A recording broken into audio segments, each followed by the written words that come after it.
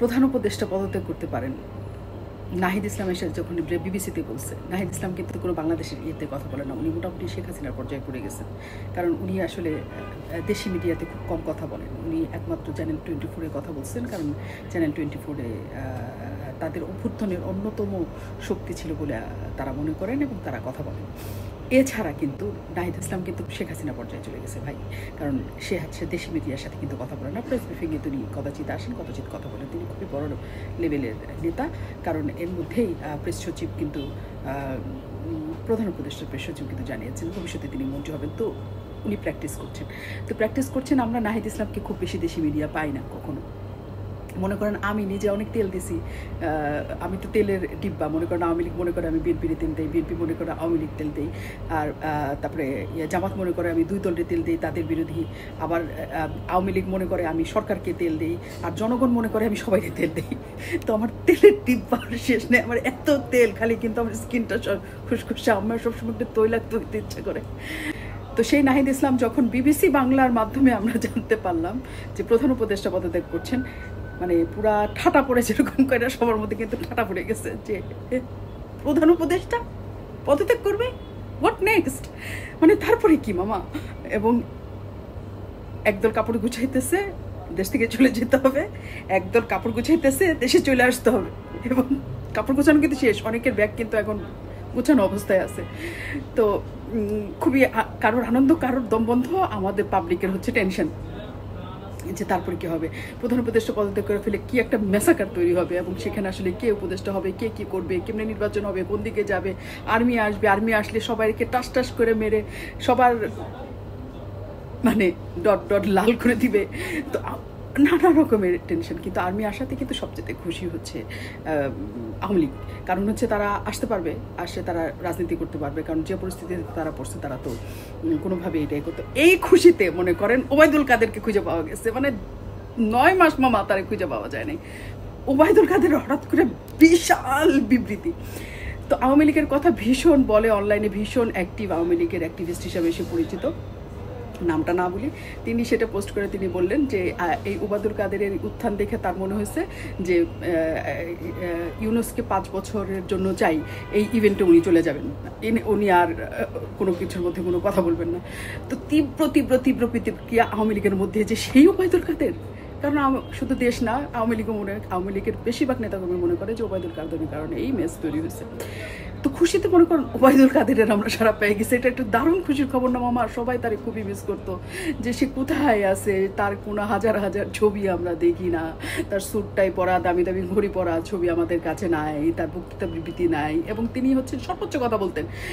কোনো এক বিদেশি অর্গানাইজেশন যেন এটা নিয়ে, আমার মনে নাই, তারা হচ্ছে জরিপ করছিল যে সবচেয়ে বেশি মানে শেখ হাসিনার চেয়েও ওবায়দুল কাদেরকে বাংলাদেশের মিডিয়াতে বেশি দেখানো হয়েছে, জরিপের মধ্যে সেটা ছিল। তো আমরা তো তাকে ভীষণ মিস করি। তো এতদিন পরে একটাই সুফল হয়েছে যে ডক্টর ইউনূসের পদত্যাগের গুজবে, সেটা হচ্ছে ওবায়দুল কাদেরের পাওয়া গেছে, আশা পাওয়া গেছে, ওবায়দুল কাদেরের সাড়া পাওয়া গেছে।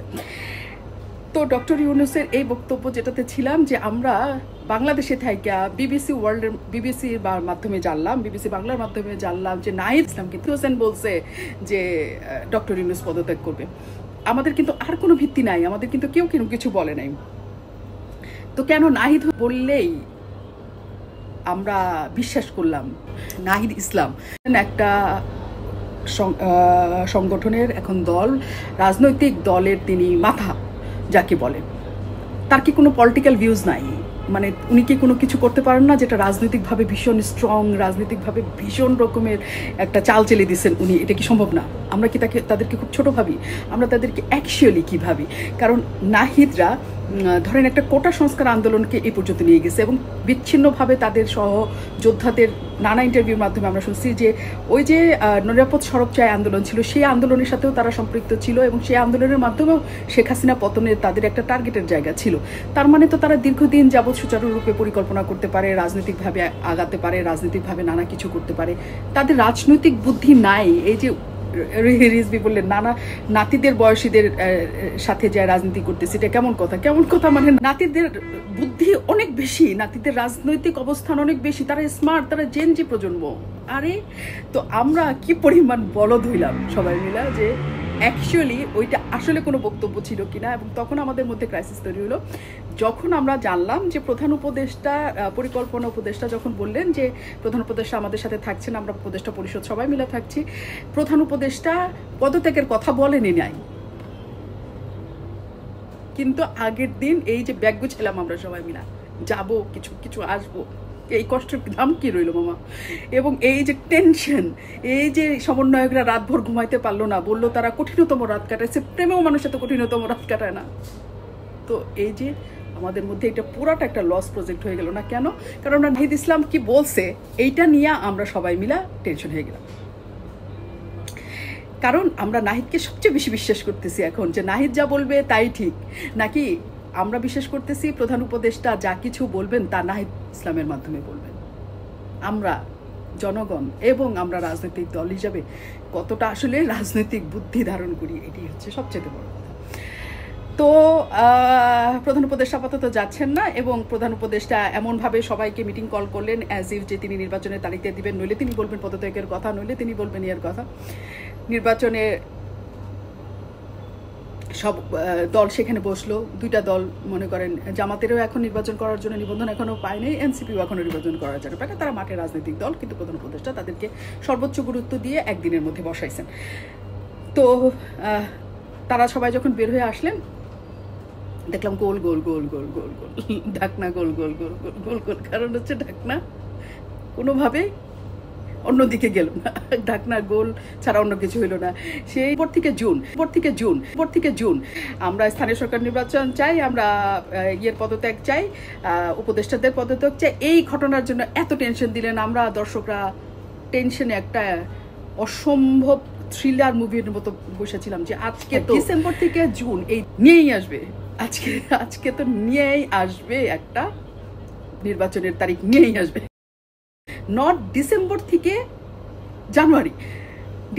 জানুয়ারির মধ্যে হলে বুঝে যে এইটা হচ্ছে এই থেকে এই একটা জিনিস বলা, দূরত্বটা 6 মাস কিংবা 7 মাস। ডিসেম্বরের 1 তারিখ দেখলে জুনের 30 তারিখ গড়লে যদি 7 মাস হয়ে যায়, ডিসেম্বর থেকে জুন রেঞ্জ বলে একটা কথা আছে, এর থেকে এর মধ্যে রেঞ্জ যখন 7 মাসের মধ্যে, তখন আসলে ওইটা কতখানি আপনারা কি নিয়ে আইলেন। আমি ডিসেম্বর থেকে আমি আগেই জানি, এটা তো সবাই আগেই জানে, এটা তো প্রধান উপদেষ্টা অনেক আগে বলছে যে তিনি ডিসেম্বর থেকে জুনের মধ্যে নির্বাচন দেন। এই যে হুমড়ি তুমড়ি, এই যে আমাদের নিঃশ্বাস বন্ধ করে ফেললেন, এই যে একটা থ্রিল তৈরি হলো, কতজন কত কিছু করে ফেললো, এবং কতজন বৈশা মানে কত ছাক একে ফেলছে। মনে করেন অনেকে এয়ারপোর্টে এসে নেমে গেল, প্রায় প্লেনের টিকিটও কেটে ফেলাইছে। মানে হইলো এটা কিছু হইলো, পরে যখন সত্যি কিছু হবে তখন তো কেউ কাপড় চোপড় গোছানোর সময় পাবে না, হইলো না। তো আপনারা যখন টেনশন দিবেন সবাই মিলে, জনগণকে একটা দারুণ কিছু দিবেন, তো ওইটার কিছু না কিছু তো ফলাবেন, কিছু না কিছু তো হবে। তাহলে জনগণ হচ্ছে আস্থা রাখবে যে যা কিছু ঘটে সেটা হচ্ছে ভালোভাবে ঘটতেছে। কিন্তু আমরা জনগণ আসলে যে নাটকটা, যে একটা সিদ্ধান্ত, যে একটা অসম্ভব টেনশন, সেনাবাহিনী ক্ষমতা নিয়ে নিতেছে, আর্মি চলে আসতেছে, কে উপদেষ্টা হবে, নানা কিছু নিয়ে যে টেনশনের মধ্যে পড়ছে, সেই টেনশনটা একেবারে পানি পড়ে গেল আমাদের টেনশনের মধ্যে।